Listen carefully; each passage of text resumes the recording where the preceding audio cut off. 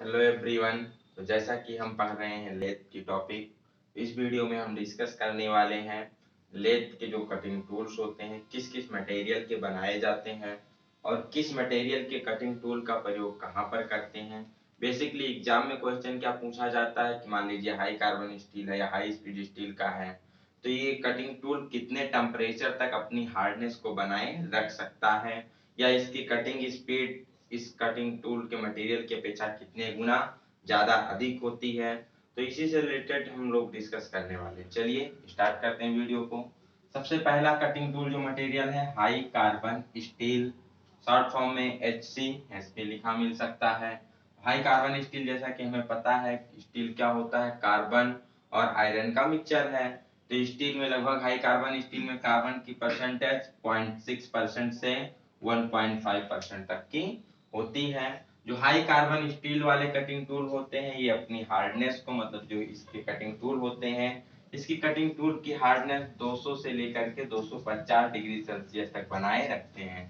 मतलब अगर हम हाई कार्बन स्टील का कोई टूल है, लेथ टूल यूज कर रहे हैं, तो उसे हम मैक्सिमम 250 डिग्री सेल्सियस टेम्परेचर तक यूज कर सकते हैं। अगर उसके ऊपर हम उसको यूज करेंगे तो क्या होगा, कटिंग टूल का जो पॉइंट होगा खराब हो जाएगा, मतलब उसमें बियर एंड टियर हो जाएगा। तो हार्डनेस का मतलब यही है कि 200 से 250 डिग्री सेल्सियस तक मैक्सिमम टेम्परेचर तक ये वर्क कर सकते हैं इफिशिएंटली। ठीक, नेक्स्ट इसकी कटिंग स्पीड कितनी होती है, तो इसकी कटिंग स्पीड बहुत कम होती है, लगभग 10 से 12 मीटर प्रति मिनट। कटिंग स्पीड का मात्रा क्या होता है, मीटर प्रति मिनट होता है। तो ध्यान रखना है कि जो हाई कार्बन स्टील के कटिंग टूल होते हैं बहुत ही कम स्पीड 10 से 12 मीटर प्रति मिनट तक की कटिंग स्पीड पर प्रयोग किए जाते हैं। इसका प्रयोग किसके लिए करते हैं, तो इसका प्रयोग किया जाता है बेसिकली जो भी सॉफ्ट मटेरियल होते हैं, जो नरम धातुएं होती हैं, उसकी कटिंग के लिए इसका प्रयोग किया जाता है। ये जो टूल होते हैं हाई कार्बन स्टील, इसकी एक और विशेषता होती है कि इसे हम किसी भी शेप में किसी भी साइज में क्या कर सकते हैं, बना सकते हैं। तो ये भी एग्जाम में पूछा जाता है। ऑप्शन दिया होगा कि निम्नलिखित में से किस कटिंग टूल मटेरियल को किसी भी शेप में बनाया जा सकता है, तो आपको टिक करना होगा हाई कार्बन स्टील के तरफ। ये काफी सस्ते, काफी चीपर, आसानी से मार्केट में उपलब्ध होते हैं। नेक्स्ट बात करते हैं हाई स्पीड स्टील HSS की। तो जैसा कि हमने मेटल वाले चैप्टर में डिस्कस कर रखा है कि हाई स्पीड स्टील का कंपोजिशन क्या होता है, बहुत बार एग्जाम में पूछा जाता है। टंगस्टन 18%, क्रोमियम 4% और वैनेडियम 1%। ये मिश्रण होता है, कंपोजिशन होता है किसका, हाई स्पीड स्टील का। इसके हार्डनेस की बात की जाए तो ये हाई कार्बन स्टील से बहुत ज्यादा, लगभग 550 से लेकर के 600 डिग्री सेल्सियस तापमान तक अपनी हार्डनेस को बनाए रख सकता है। मतलब अगर हाई स्पीड स्टील का कोई टूल है तो उसे हम मैक्सिमम 600 डिग्री सेल्सियस तक यूज कर सकते हैं। इसके ऊपर यूज करने पर वो टूल खराब हो जाएगा। इसकी कटिंग स्पीड की बात की जाए तो ये हाई कार्बन स्टील की अपेक्षा 2 से 3 गुना अधिक कटिंग स्पीड पर कार्य कर सकता है। जैसे कि हाई कार्बन स्टील 10 से 12 मीटर प्रति मिनट तक वर्क करता है, तो हाई स्पीड स्टील क्या होगा, 25 से लेकर के 35 तक या 30 तक मीटर प्रति मिनट कटिंग स्पीड तक वर्क करेगा। बट पूछा क्या जाता है कि high speed steel tool high carbon steel की अपेक्षा कितने गुना अधिक कटिंग स्पीड होती है, तो 2 से 3 गुना अधिक कटिंग स्पीड पर यह वर्क करता है। इसका जो प्रयोग किया जाता है बेसिकली जो जनरल हम वर्कशॉप में लेथ के जो टूल्स यूज करते हैं बेसिकली हाई स्पीड स्टील के ही बने होते हैं। तो इसका प्रयोग जनरल पर्पज के कटिंग के लिए किया जाता है। ध्यान क्या रखना है कि इसकी हार्डनेस 550 डिग्री सेल्सियस से 600 डिग्री सेल्सियस तक की होती है। नेक्स्ट आता है स्टेलाइट। स्टेलाइट का कंपोजिशन पूछा जाए तो इसमें कोबाल्ट, ये बेसिकली कोबाल्ट बेस एलॉय होता है, तो इसलिए इसमें कोबाल्ट की मात्रा सबसे अधिक होती है। कोबाल्ट लगभग 40 से लेकर के 48% तक। इसके बाद क्रोमियम 30 से 35% तक, टंगस्टन 12 से 19%, कार्बन 1.8 टू 2.5%। सबसे ज्यादा मात्रा किसकी होती है, कोबाल्ट होती। तो पूछा जा सकता है स्टेबलाइट का जो बेस एलॉय होता है क्या होता है, तो वो कोबाल्ट होता है। इसकी हार्डनेस 800 डिग्री सेल्सियस से 850 डिग्री सेल्सियस होती है। मतलब इसके टूल को, जो भी टूल्स आपके स्टेलाइट से बने होंगे उसको 800 से 850 डिग्री सेल्सियस टेम्परेचर तक हम सेफली यूज कर सकते हैं। इसकी जो कटिंग स्पीड होती है वो हाई स्पीड स्टील की अपेक्षा, इसके हाई स्पीड स्टील की अपेक्षा 2 गुना अधिक होती है। मतलब इसे अगर हम 30 मीटर प्रति मिनट तक यूज कर सकते हैं तो स्टेलाइट वाले टूल को हम 60 मीटर प्रति मिनट तक का यूज कर सकते हैं। तो इसकी स्पीड हाई स्पीड स्टील की अपेक्षा 2 गुना अधिक होती है। साथ ही साथ ये very good shock resistance property होती है, मतलब इसमें जो झटके वगैरह लगते हैं, कंपन को, शॉक को सहन करने की शक्ति बहुत अच्छी होती है। तो बहुत बढ़िया से इसे हम यूज कर सकते हैं। टेम्परेचर कितना तक यूज कर सकते हैं, ध्यान रखना, मोस्ट 800 से लेकर के 850 डिग्री सेल्सियस तक इसे यूज किया जा सकता है। नेक्स्ट आता है इसी श्रेणी में सीमेंटेड कार्बाइड। ये हाई कार्बन स्टील है, हाई स्पीड स्टील है, ये दोनों फेरस कटिंग टूल मटेरियल के अंतर्गत आते हैं। इसके बाद स्टेलाइट, सीमेंटेड कार्बाइड, सिरामिक्स, ये सभी किसके अंतर्गत आते हैं, non ferrous cutting tool metal के अंतर्गत आते हैं। तो ये भी ध्यान में रखना, एग्जाम में दिया जा सकता है निम्नलिखित में से कौन सा नॉन फेरस के अंतर्गत नहीं आता है, तो यहाँ पर हाई कार्बन स्टील या हाई स्पीड स्टील को आप चूज कर सकते हैं। जो सीमेंटेड कार्बाइड होता है, ये बेसिकली टंगस्टन कार्बाइड, कोबाल्ट और कार्बन का मिश्रण होता है, कह सकते हैं कंपोजिशन होता है। इसकी कटिंग स्पीड अगर देखा जाए, किससे तुलना की जाए, हाई स्पीड स्टील से, तो हाई स्पीड स्टील के अपेक्षा 4 से 6 गुने अधिक होती है। ठीक है, जो हमारा हाई स्पीड स्टील टूल जिसे हम लगभग 35 मीटर प्रति मिनट तक यूज कर सकते थे, तो उसकी अपेक्षा हम सीमेंटेड कार्बाइड को 4 से 6 गुना अधिक कटिंग स्पीड पर यूज कर सकते हैं। और जो इसकी हार्डनेस होती है 900 से लेकर के 1000 डिग्री सेल्सियस तक ये अपनी हार्डनेस को बनाए रखते हैं। तो इस टेम्परेचर तक हम इसको इजिली यूज कर सकते हैं। इसका प्रयोग कहाँ किया जाता है, तो जो सीमेंटेड कार्बाइड होता है इसका प्रयोग लो टेंसाइल वाले जितने भी, मतलब लो टेंसाइल स्ट्रेंथ की धातुएं होती हैं, जैसे कि जो ब्रिटल मटेरियल्स होती हैं या फिर जो नॉन फेरस मटेरियल्स होते हैं, जैसे एल्युमिनियम हो गया, ब्रास, ब्रोंज हो गया, कॉपर, ये सब non ferrous material, brittle material जो भी हो गए, कास्ट आयरन वगैरह हो गया। इसके साथ साथ लो टेंसाइल स्ट्रेंथ, जिसकी टेंसाइल स्ट्रेंथ कम होती है, उसको खींचने पर क्या हो जाता है, फ्रैक्चर हो जाता है। तो इस प्रकार के मेटल्स के लिए इसका प्रयोग बेसिकली किया जाता है। कई बार एग्जाम में पूछा जाता है जो सीमेंटेड कार्बाइड की टिप होती है वो स्टील की साइड पर कैसे जोड़ी जाती है। बेसिकली क्या होता है, हम पूरा सीमेंटेड कार्बाइड का तो टूल यूज करते नहीं है, बेसिकली स्टील का टूल यूज करते हैं। उसी पे क्या करते हैं, उसकी साइड पर सीमेंटेड कार्बाइड की टिप को हम जोड़ देते हैं। तो सीमेंटेड कार्बाइड की टिप को कैसे जोड़ा जाता है, तो जोड़ा जाता है ब्रेजिंग के द्वारा। इसकी कोई एक टिप लेकर, सैंक होगा स्टील का, उस पर हम क्या करेंगे, इसकी टिप को ब्रेज कर देंगे और उसी को हम यूज करते रहते हैं। खराब होने पर क्या करते हैं, उसी टिप को बदल दिया जाता है। सामान्यतः प्रयोग में आने वाले जितने भी कटिंग टूल हैं उसमें अगर देखा जाए तो हार्डेस्ट मटेरियल होता है डायमंड से थोड़ा पहले, मतलब ये इसकी भी जो हार्डनेस होती है काफी अच्छी होती है, काफी हार्डेस्ट कटिंग टूल मटेरियल के अंतर्गत आता है। मोस्ट इंपोर्टेंट क्या है, हार्डनेस 900 से 1000 डिग्री सेल्सियस। और इसकी टिप को कैसे जोड़ा जाता है, तो ब्रेजिंग के द्वारा इसकी टिप को स्टील के सैंक पर जोड़ते हैं। नेक्स्ट आता है इसके बाद सिरामिक्स, एक मिट्टी क्ले टाइप होता है। तो इसका जो मेन घटक होता है, मुख्य एलॉइंग एलिमेंट होता है वो Al2O3 एल्युमिनियम ऑक्साइड होता है। इसकी हार्डनेस 1100 से लेकर के 1200 डिग्री सेल्सियस होती है।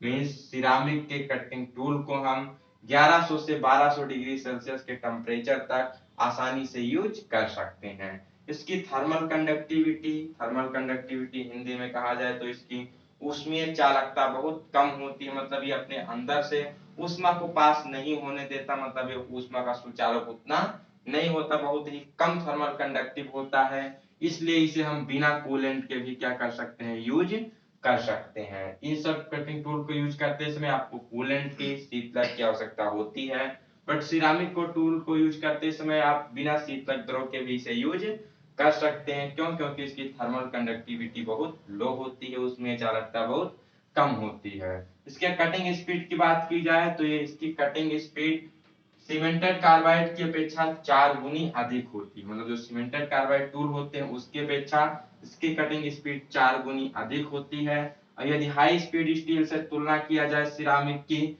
तो हाई स्पीड स्टील की तुलना में इसकी कटिंग स्पीड 40 गुना अधिक होती है, किसकी, सिरामिक की। तो पूछा जाता है एग्जाम में कि सिरामिक कटिंग टूल की cutting speed high speed steel से कितने गुना अधिक होती है, तो वो 40 गुना अधिक होती है और सीमेंटेड कार्बाइड से 4 गुना अधिक होती है, ध्यान में रखना है।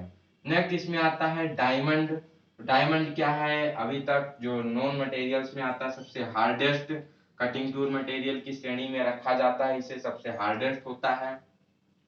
इसमें क्या क्या प्रॉपर्टीज होती हैं, तो इसमें लो फ्रैक्शन कोफिशिएंट मतलब जो इसका घर्षण गुणांक होता है बहुत ही कम होता है। उसके साथ साथ हाई बियर रेजिस्टेंस प्रॉपर्टी होती है, मतलब ये जो इसका बियर एंड टियर होता है बहुत हाई, मतलब बहुत ज्यादा बियर टियर को रेजिस्ट करता है। तो इसलिए इसका प्रयोग किया जाता है बेसिकली प्लास्टिक और उसके साथ साथ सिरामिक या फिर ग्लास की कटिंग के लिए। तो अगर आपको प्लास्टिक की कटिंग करनी है, ग्लास की कटिंग करनी है या फिर सिरामिक की कटिंग करनी है, तो वहां पर प्रयोग किया जाता है डायमंड का। बेसिकली पूछा किसका जाता है कि ग्लास की कटिंग के लिए आप कौन सा कटिंग टूल यूज करते हैं, तो डायमंड का प्रयोग किया जाता है। इसकी हार्डनेस सबसे ज्यादा होती है, लगभग ये 1650 डिग्री सेल्सियस तक अपने कटिंग टूल की हार्डनेस को बनाए रख सकता है, मतलब इसको हम 1650 डिग्री सेल्सियस तक यूज कर सकते हैं। इसके कटिंग टूल के कटिंग एज पर कोई इफेक्ट नहीं पड़ेगा। अब इससे ऊपर जब हम यूज करेंगे तो इसके कटिंग टूल में बियर एंड टियर का गुण होगा, क्योंकि इसकी बियर रेजिस्टेंस बहुत हाई होती है, इसलिए 1650 तक अपनी हार्डनेस को बनाए रख सकता है। इसकी कटिंग स्पीड देखा जाए तो ये हाई स्पीड स्टील की तुलना में 50 गुना अधिक कटिंग स्पीड पे कार्य कर सकता है। ठीक है, किसके हाई स्पीड स्टील की तुलना में 50 गुना अधिक कटिंग स्पीड पे कार्य कर सकता है डायमंड वाला कटिंग टूल। कई बार एग्जाम में एक कटिंग टूल मटेरियल के बारे में पूछा जाता है जिसे सीबीएन कहते हैं, क्यूबिक बोरान नाइट्राइड। पूछा जाता है डायमंड के बाद कौन सा ऐसा मटेरियल है जिसकी हार्डनेस अधिक होती है, तो ओनली वन होता है सीबीएन, ऑप्शन में दिया जाएगा क्यूबिक बोरान नाइट्राइड। इसकी हार्डनेस डायमंड से भी अधिक होती है, बट ये बेसिकली ज्यादातर यूज नहीं किया जाता है, इसलिए सिलेबस में उतना मोस्ट इंपोर्टेंट नहीं है, बस एग्जाम में दे दिया जाए तो आपको भूलना नहीं है कि जो सीबीएन होता है क्यूबिक बोरान नाइट्राइड, इसकी हार्डनेस डायमंड से भी अधिक होती है। अब देख लेते हैं कोई भी कटिंग टूल मटेरियल है तो उसमें कौन कौन सी डिजायर्ड प्रॉपर्टीज होनी चाहिए, कौन कौन से गुण उसके अंदर होने चाहिए कटिंग टूल के अंतर्गत। तो सबसे पहला जो गुण होता है वो आता है टफनेस का। ठीक है, तो टफनेस क्या है कि धातु कटिंग के दौरान अचानक लोड पड़ने पर कटिंग टूल के कटिंग पॉइंट या एज को टूटने से बचाने का गुण।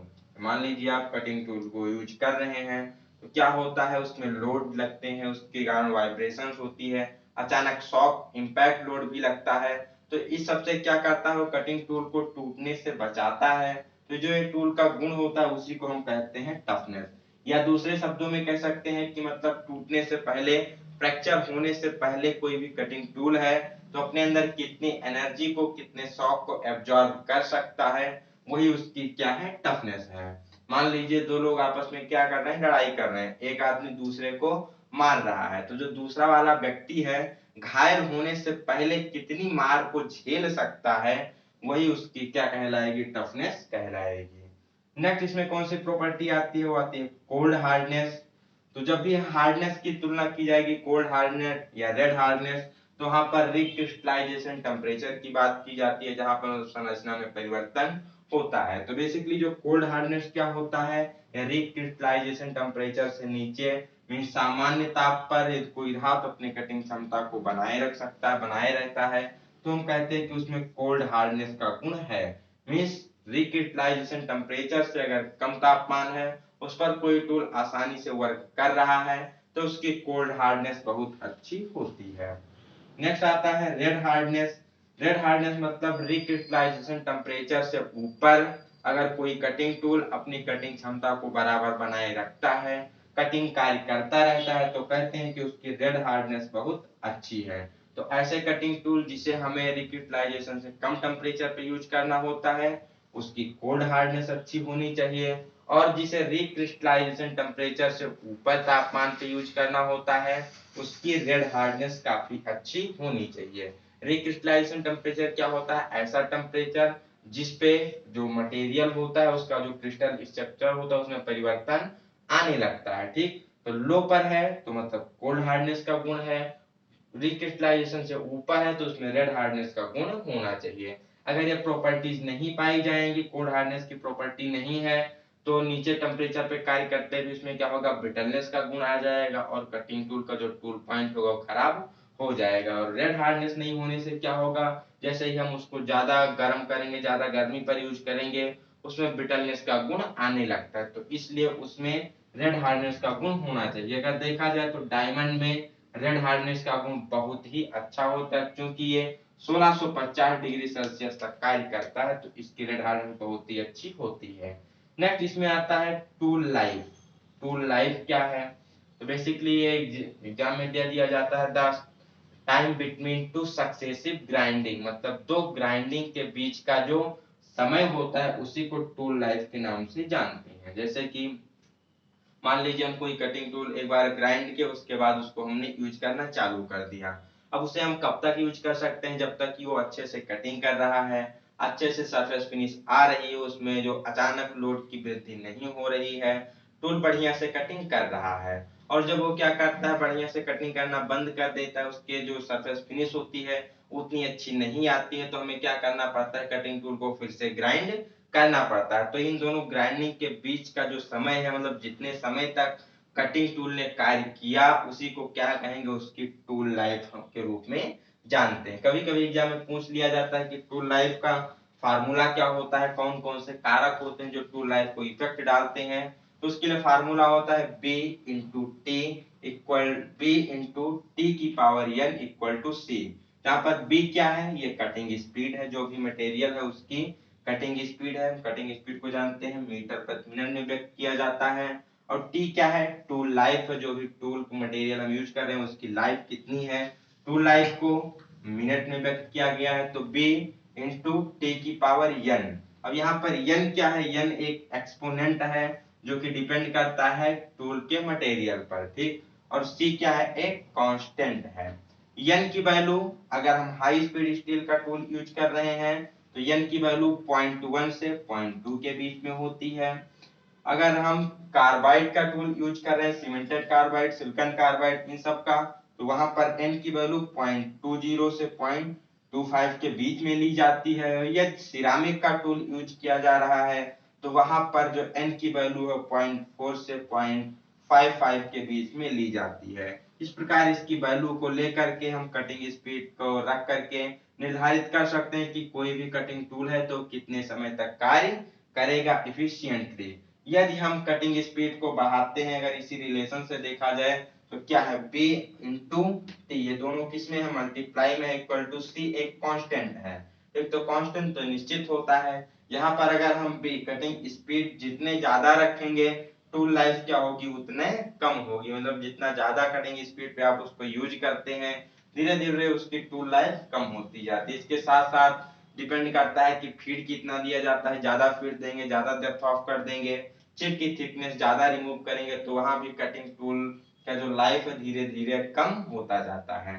तो ये फार्मूला ध्यान में रखना है, बी टी की पावर एन इक्वल टू सी, कभी कभी एग्जाम में पूछ लिया जाता है। तो इस वीडियो में हमने जाना जो भी कटिंग टूल मटेरियल थे, कौन से कटिंग टूल कहाँ पर यूज किए जाते हैं, उसकी हार्डनेस बेसिकली कितने डिग्री सेल्सियस तक वो अपनी बनाए रख सकता है, और कौन कौन सी डिजायर्ड प्रॉपर्टी उसके अंतर्गत होनी चाहिए इफिशिएंटली वर्क करने के लिए।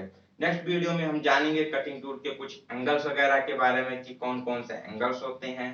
तो मिलते हैं नेक्स्ट वीडियो में, तब तक के लिए have a good day, best of luck, bye bye सभी को।